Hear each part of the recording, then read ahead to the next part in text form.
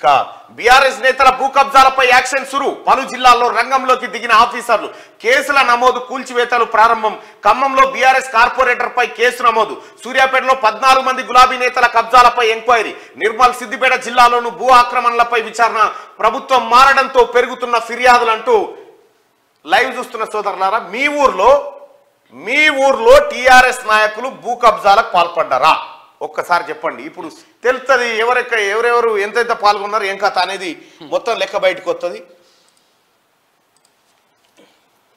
మీ గ్రామంలో, మీ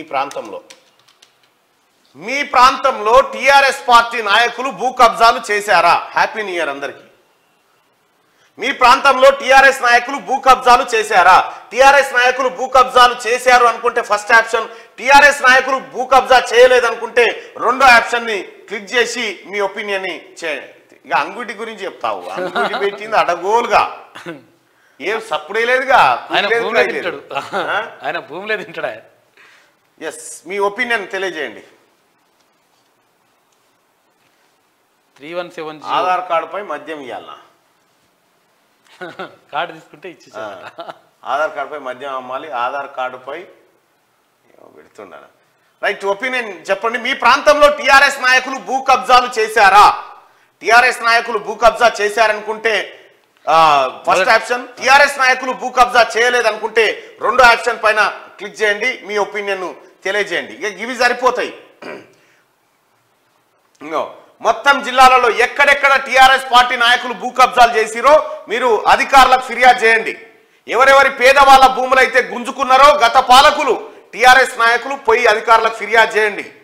ఒక్క గుంట భూమిని కూడా వాళ్ళకు వదిలిపెట్టే సమస్య లేదు. పేదవాడి భూమి పేదవాడికే దక్కాలన్నది కాంగ్రెస్ పార్టీ ప్రభుత్వ లక్ష్యం. ఇక్కడ నిర్మల్, సిద్దిపేట జిల్లాలో భూ ఆక్రమణలపై విచారణ జరిపిస్తా ఉన్నారట. ఇక సూర్యాపేటలో 14 మంది గులాబీ నేతల కబ్జాలపై ఎంక్వైరీ చేస్తా ఉన్నారు. ఇక 10 ఏళ్లుగా బీఆర్ఎస్ నేతలు సాగించిన భూదందాలపై ప్రభుత్వం చర్యలు ప్రారంభించింది. హైదరాబాద్, దాని చుట్టుపక్కల జిల్లాలో ధరణితో గులాబీ పార్టీ పెద్దలు చేసిన భూ ఆక్రమణలపై ఇప్పటికే ఫోకస్ పెట్టగా జిల్లాలో నాటి ఎమ్మెల్యేలు, ప్రజాప్రతినిధుల కబ్జాలపై ఎంక్వైరీ మొదలుపెట్టింది.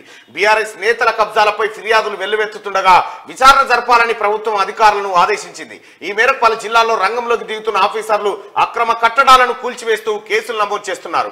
ఖమ్మం సిటీలో 415 చదరపు గజాల స్థలాన్ని 59 జీవో కింద అక్రమంగా రెగ్యులరైజ్ చేసుకున్న బీఆర్ఎస్ కార్పొరేటర్ పై ఆదివారం అధికారులు కేసు నమోదు చేశారు. ఆ స్థలంలో నిర్మించిన షెడ్డును కూల్చివేశారు.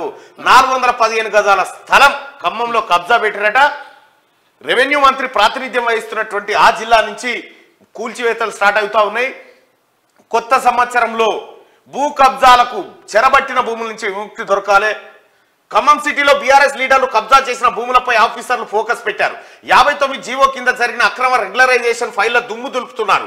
ఖమ్మం ఎన్ఎస్పీ క్యాంప్ ఏరియాలో సర్వే నెంబర్ 92లోని ఇంటి నెంబర్ 111120/6 లో కోట్ల రూపాయలు విలువ చేసే 415 గజాల స్థలాన్ని బీఆర్ఎస్ కార్పొరేటర్ పగడాల శ్రీవిద్య ఆక్రమించి 59 జీవో కింద రెగ్యులరైజ్ చేసుకున్నారు. ఎన్నికల తర్వాత అధికారులకు ఫిర్యాదు వచ్చింది. దీంతో ఆమె రెగ్యులరైజేషన్ కోసం పెట్టుకున్న హౌస్ నంబర్ దాదాపు 2 ఏళ్ల కిందే కూల్చేసిన ఇంటిదని ఎంక్వైరీలో గుర్తించారు.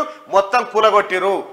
ముఖ్యమంత్రి రేవంత్ రెడ్డి గారు అవసరమైతే ఇంకో 100 బుల్డోజర్లు అయినా తెప్పియాలి, కానీ ఈ దొంగలు పెట్టినటువంటి గత పాలకులు పెట్టిన కబ్జాలను ఎట్టి పరిస్థితిలో ఉపేక్షించకూడదు.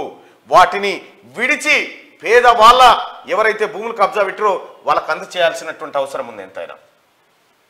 ఇక ఇప్పుడు పెట్టినాం కదా, మీ గ్రామంలో టీఆర్ఎస్ నాయకులు భూ కబ్జా చేశారా మీ ప్రాంతంలో అని అంటే, ఇగో 100% మంది భూ కబ్జాలు చేసిరని చెప్తా ఉన్నారు. 100% మంది ప్రజలు మా ప్రాంతంలో టీఆర్ఎస్ నాయకులు భూములు కబ్జాలు చేసిరని చెప్పి చెప్తా ఉన్నారు. ఇది సరిపోతుంది. రాములు 50 యూట్యూబ్ ఛానల్స్ రెడీ చేస్తున్నట. రాములు మేలుకునే వర్గాల రైట్గా